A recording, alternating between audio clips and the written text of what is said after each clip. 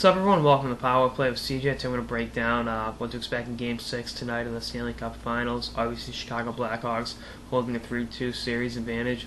Pretty much an identical situation they were 3 years ago when Pat Kane had the winner in Game 6 in Philly to win in Chicago their first Stanley Cup in 39 years. But the Bruins are also in an identical situation, down 3-2 on home ice in the Stanley Cup Finals. And I think they're going to come ready to play. They're going to come out flying, and I think they're going to be hungry. They're going to want it more. I mean, just say, who wants it more? It's kind of a cliche question, I think. But I think they're going to come out flying with or without Bergeron. Obviously, Bergeron outside of the lineup is a huge loss for them, but I think he will play. I think he'll gut one out and have a real gutsy performance, and I think the team will rally around, their leader. I mean, Char wears a C, but Bergeron is the heart and soul of that team. I mean, he instrumented the comeback in Game 7 against Toronto.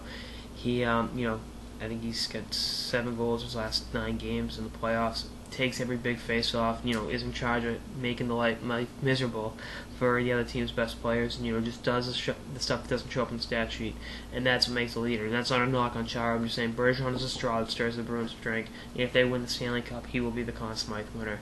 He's had an outstanding playoffs. And, I think John Taves will have a gutsy performance himself after sitting the third period of Game 5. I think he'll come ready to play, and I think Quenneville's best option is to keep Kane and Taves together. I mean, that's overstating the obvious, I know, but you got to keep your best players together, especially when they have great chemistry. When nothing else is going for you. I think that's what you got to do. And Kane had an unbelievable performance. I mean, it's amazing the way that those highly skilled guys find themselves in the right places. I mean, he really put on. I mean, both those goals were right place at the right time. But having the high hockey IQ to see that is, what makes Kane a truly special player. And what makes all. I mean, it's like in the NBA, being able to cut away from the ball and get open. And I think that's the same in hockey. What you do without the puck is just as important as what you do with the puck. And Pat Kane, personified that in Game 5. But like I said, I think the Bruins will come ready to play. I think they're going to pull this one off 4-1. I just think with the home crowd on their side, with their backs against the wall, they're going to be there. They're not going down easily. And I mean, Chicago's going to come ready to play. Chicago knows the Stanley Cup's in the building. They know they can win the Stanley Cup on hostile ice, and they will. They'll be there. And I'm really looking forward to a big original 6 battle. The Stanley Cup on the line.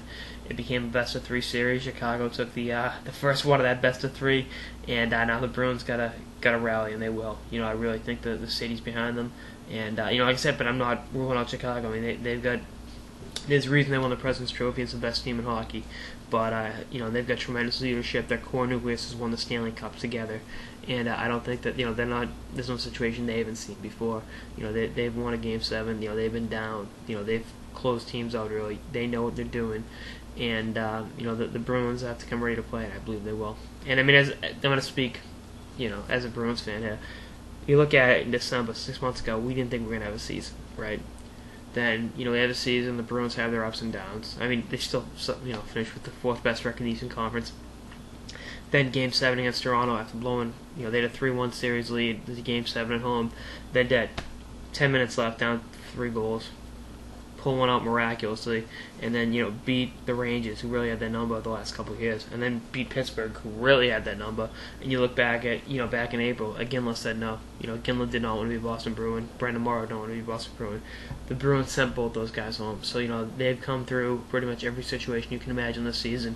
And I look at Game 6 against the Blackhawks, be no different. I think they're going to come ready to play, and we'll see Game 7 Wednesday night in the Windy City. Anyway, that's on this episode of the Power Play with CJ, previewing Game 6 of the Stanley Cup Finals. Stay tuned for more episodes throughout the finals and beyond. Later, guys.